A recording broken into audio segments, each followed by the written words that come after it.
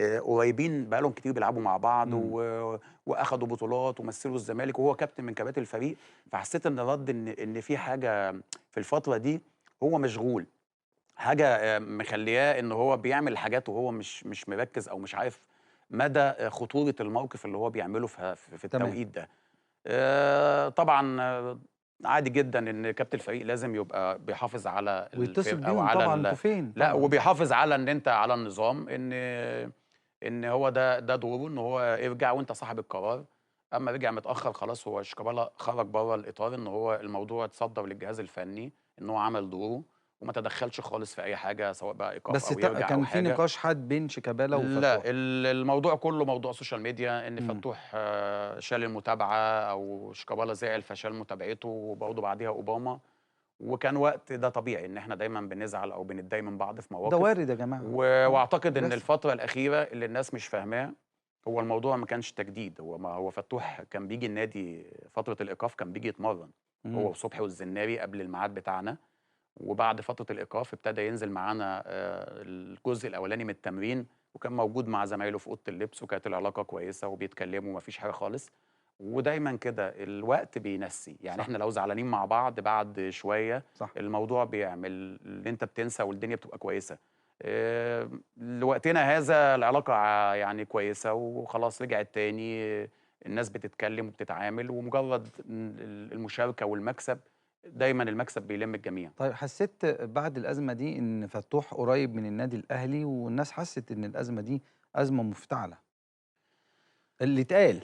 بُص، هو الالتزام والنظام واحد، ما يعني لازم نخرّج قصة التجديد بقصة الموقف. لو فتوح كان جدد قبليها بيوم، في نفس اليوم أخد 50.000.000 أخد 100.000.000 وعمل موقف زي ده، كان هيتوقف نفس الإيقاف وكان هيستبعد ودي نفس حاجة الإيقاف، تُحسب لمجلس كويس؟ إدارة نادي ما لهاش الزمالك. علاقة والله يا مُهيب بموضوع إن هو يجدد فيرجع أو يشيل عقوبة، ما لهاش علاقة خالص، إمم. خالص، بدليل إن أنت الزناري راجل عنده عقد، صبحي عقده هينتهي بس ممكن نفصل الاتنين على بعض، وده موجود في حتة وده موجود في حتة، ده ياخد عقوبة وده ياخد عقوبة، ولكن هم الغلط اتعمل بال3 وال3 نفذوه.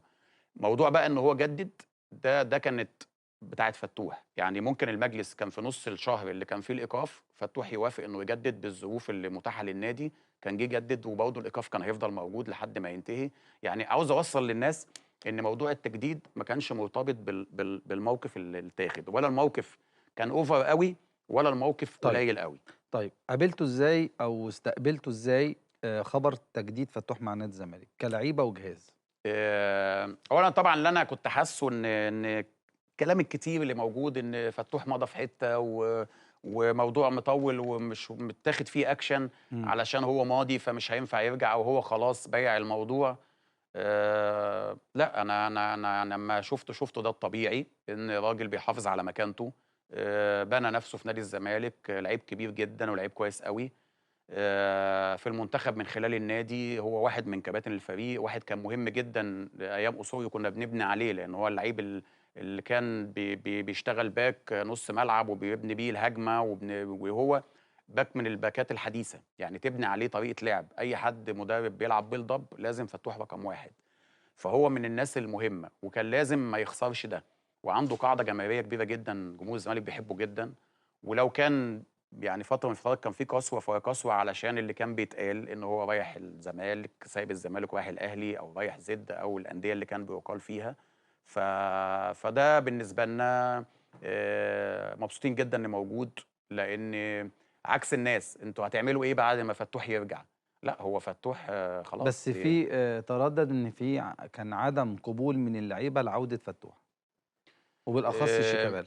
أعتقد في الأول الناس كانت متضايقة، وكانت خايفة إن الموضوع ده ي يعني ياخد بعض اللعيبة أو يضايق بعض اللعيبة إن عدم الالتزام ده لو فضل في نفس السلوك ده، ممكن ما يبقاش الأمور في أوضة اللبس أفضل حاجة. إمم.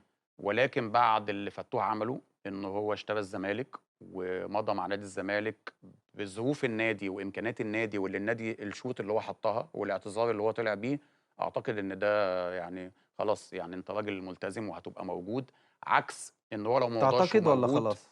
لا، أعتقد إن خلاص أعتقد إن خلاص مش هيرجع تاني آه. للأسلوب اللي هو ممكن يخرج عن النص. السلام عليكم ورحمة الله وبركاته، الأهلاوية والزملكاوية في كل مكان، ما تنسوناش بلايك واشتراك، بارك الله فيكم. الموضوع النهارده يخص نادي الزمالك ويخص تجديد أحمد فتوح.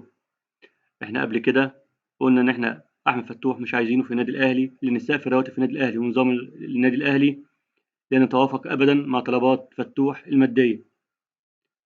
فتوح لما خد لما لقى الباب مسدود عند النادي الأهلي من حيث طلباته المادية، ولقى بيراميدز جدد لمحمد حمدي الباك الشمال بتاعهم، عرف إن الطريق مسدود داخل مصر، وعشان كده في الآخر استسلم، بس استسلام الفائزين، لأنه خد كل اللي هو عايزه بالتعاقد بالفلوس اللي هو عايزها بالظبط. فتوح ما تنازلش عن أي حاجة، ولكن عرف يلاعب نادي الزمالك كويس، وعرف ياخد حقوقه اللي هو شايفها من وجهة نظره إنه يستحقها ككابتن من كباتن نادي الزمالك، وكقيمة فنية موجودة في نادي الزمالك ومنتخب مصر، وده حقه، احنا مش بنلوم عليه، احنا بنلوم على إدارة نادي الزمالك اللي أعلنت إعلان صريح وواضح إن هم عندهم مبادئ وكده كده فتوح للبيع، لكن في الأسف مش كل وقت المبادئ بتنتصر، المصلحة هي اللي بتحكم الوضع، ولكن الوضع داخل غرفة الملابس احنا مش عارفين ايه بالظبط، هل في شد وجذب داخل غرفة الملابس زي ما احنا متوقعين، ولا اللعيبة اللي موجودة داخل نادي الزمالك هتتقبل الأمر الواقع. حتى لو تقبلت الأمر الواقع النهاردة، لكن للأسف سقف الرواتب في نادي الزمالك هيزيد وهيزيد جدا مع الأزمات المالية اللي موجود فيها نادي الزمالك، هتبقى في مشاكل في المستقبل كبيرة داخل غرفة الملابس، شاءوا أم أبوا.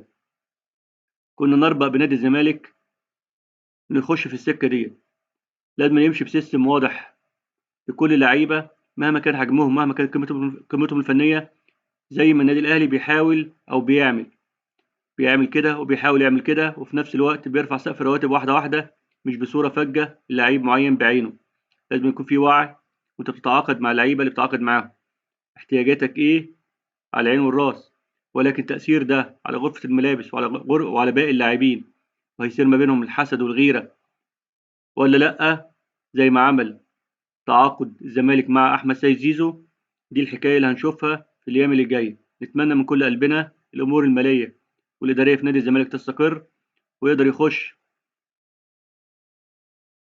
في المنافسة بصورة قوية، لأن المنافسة مع فريق جماهيري بحجم نادي الزمالك بتقوي المنافسة وبترفع من شأنها كتير، ولها طعم مختلف عن منافسة مع فريق زي بيراميدز ولا زد ولا فيوتشر. كل الفرق ديت اللي ملهاش جماهير، المنافسة معاها ملهاش طعم ولا لون ولا ريحة. كنت أهلاوي أصيل، كنت من عشاق نادي الزمالك. قول لنا رأيك في التعليقات، متنساناش بلايك واشتراك، وبارك الله فيكم، والسلام عليكم ورحمة الله وبركاته.